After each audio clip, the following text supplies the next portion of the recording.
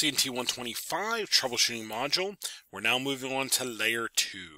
So layer 2, we're thinking your interfaces, your network cards, your interfaces. And that goes for PCs, servers, the network card itself. As we move in the switches, all those switch ports are essentially layer 2 NICs, if you will. As we look at routers, all those interfaces are essentially layer 2 NICs, if you will. So we're looking at pretty much all the interfaces, looking at things like link lights, but we might even need to look at configuration to know, is it functioning correctly? So as I say here, we're looking at NICs, switch ports, router ports, that sort of thing. And it's going to depend on the device on what we do or what we check. So when we deal with PC servers kind of thing, we're actually looking at the network card itself. We're looking at things like device manager. Is it functioning?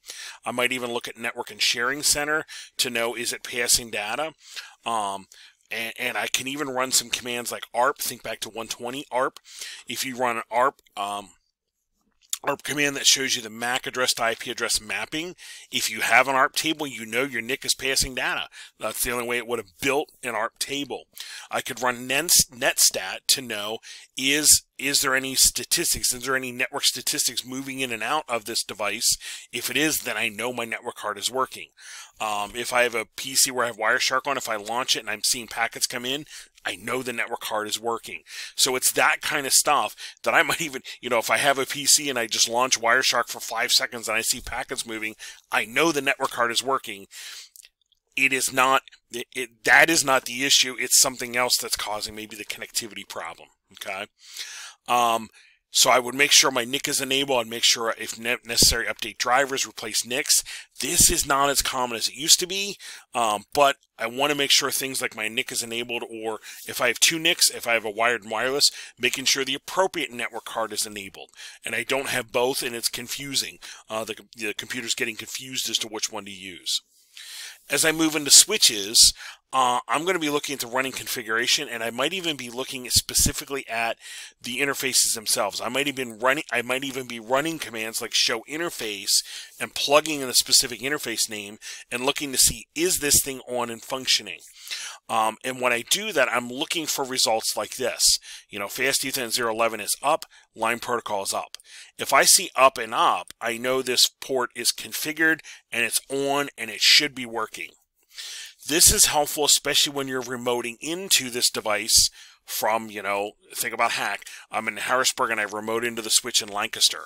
I can't actually see it, so I have to rely on my commands to know, is this port on and functioning? This would let me know. Running this command would let me know that port is on and functioning. I might need to, again, check cables, correct cables, and I might even need to do some things like no shutdown to make sure that port is on, and I might even need to alter some configuration like trunking port or VLAN port. That could be causing an issue for connectivity for me. So I'm thinking of all those things on my layer 2 switch. Those are the kinds of things I'm looking for. Those are the kinds of things I'm going to check and or change. On my router, it's going to be very similar. I'm going on my router, look at running config, make sure ports are on, and I might even run, again, if I'm remotely connected, I might run a show interface, Fast Ethernet 0/1, Gigabit Ethernet 0/0/0, and I'm looking for it to say up and up. Fast Ethernet, Gigabit Ethernet is up, line protocol is up. That's what I'm looking for. If I see other things in there, it's letting me know it's not on, it's not configured, something is not right. So I might need to finish the config or do a no shutdown on that to bring that port online. That's what I say here about check configuration. I might need to do a no shutdown and bring it online, and I might even need to check the configuration to know, is it correct? That's the kind of stuff I'm checking at layer 2. Let's jump over to our packet tracer file. What I did last is I resaved my files working. So I have the original broken file, and I'm now saving my changes in my folder here. I have the one broken. Here's the broken file, and then I have the working file that I'm saving as I go. So you might want to do the same thing. Keep the broken one and save the working file as you go, so you can always go back and open the broken one again and do some of these troubleshooting again.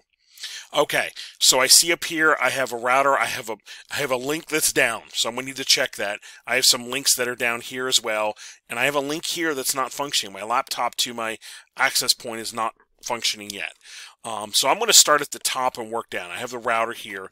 Let's go to our closet. Let's go right into our closet. I'm going to scroll over here. I'm looking at the router. I do see blinking link lights on the one port.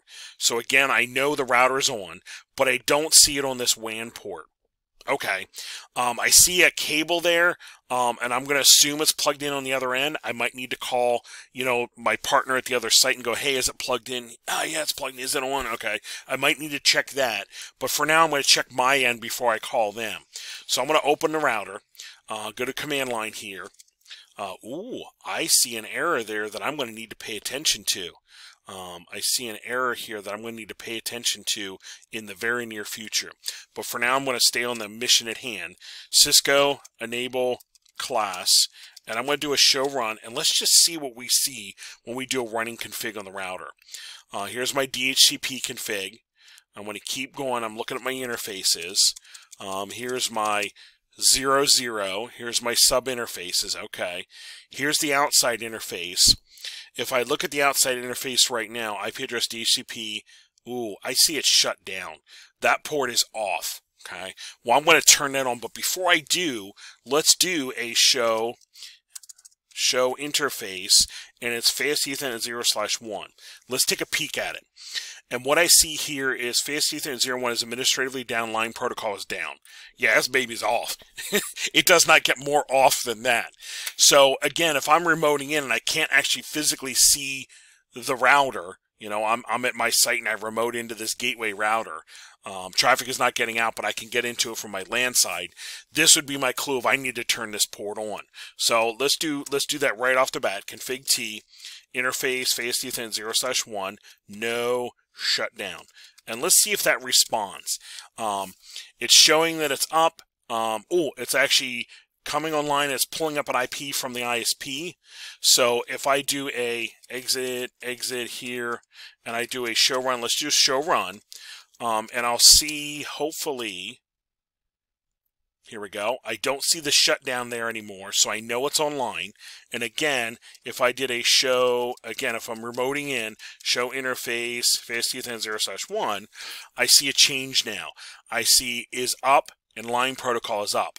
That's what I want to see. That means it's configured and it's connected. It's connected and it's configured. So if I were to go back and look at my router, I would see, there we go, we got blinky link lights now. So this is now online. Cool beans. What I would do always after I make a change like that, copy, run, start.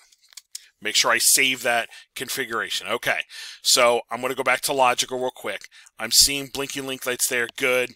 If I do the physical, I'm seeing blinking link lights on each one of those. All right. On my next line down, I see lights off here. Let's check the switch too. Let's check the switch too. So over here, I don't see blinky link lights next to those. Let's, we checked the cabling before, so let's log into this guy, Cisco enable class. Let's do a show run on this, and I'm going to take a peek at this guy. And as I look at these ports here, I see shut down, shut down, shut down. Okay, before I go any further, let's just do a show interface on this one. FA 0/1, that's the first port up here. If I do this one, I see really very much the same information I saw on the router. It's administratively down, line protocol is down, it's disabled. So I would need to do a no shutdown to bring it online. So if I did that, if I did config T, interface, fast Ethernet 0/1, no shutdown, that should bring that one online. But I have other ports here like this one that's not coming on either. So I think I'm going to look a little closer at my running config and see, all right, this one's on, but this one's down, this one's down, this one's down. Oh, we got a whole range down. They're down the whole way down to port 10. So maybe somebody accidentally shut those down and the other one should have been shut down. Maybe 11 to 20 should have been shut down, the first 10 not. So we're going to do a config T here. And we can do an interface range. We can do an interface range, just like we would to configure them to VLANs, FA 0/1 to 10. And we're going to say no shutdown. And we should be able to bring all those online. And actually, I see that blinky link light coming on right there. So exit, exit. I'm going to continue looking at my config. There we go. We're seeing these on now. I'm going to keep going. I'm just making sure there's no other ones down here that are shut down. There's trunking on 24. Yeah, good, good, good. So we'll do a copy, run start on that. And I'm going to go back out here. I see blinky link lights there. It's coming online. I'm going to look at my logic real quick, and I should see blinky link lights, blinky lights. Oh, yeah. Yeah, things are looking better. We're getting there. We're getting there. So we have router, we enabled a port here, we enabled some ports on the switches, some of the switch ports I should say, but we still have this link between the laptop and the access point that's not functioning. And we see over here the SSID and the password that should be used from the laptop to the access point. So I'm going to verify, again, let's go back to our closet. I'm going to slide over here to the last table out here, should have the laptop and access point. Oh, it does. There's the access point. Here's the laptop. Well, I see power on, so we don't have an issue with power. I'm going to click on this guy and go to the desktop. And in here, there is a wireless utility, but I'm actually going to use this one here. This one's a little easier to see, but I would want to check the settings on my wireless config. So in here, I'm going to click settings and wireless and look at the settings here. This is a little easier to read than the other utility that's on this packet tracer laptop. There's the Mac. Here's the SSID. Well, let's compare. Let's compare. I have a feeling that is not right. Oh, I see capital W, I see capital F, and I see capital U. SSIDs are case sensitive. SSIDs are case sensitive. So let's plug in the appropriate SSID, Wi-Fi users, password 1. I'm going to verify that's right, password 1. Good. That's good.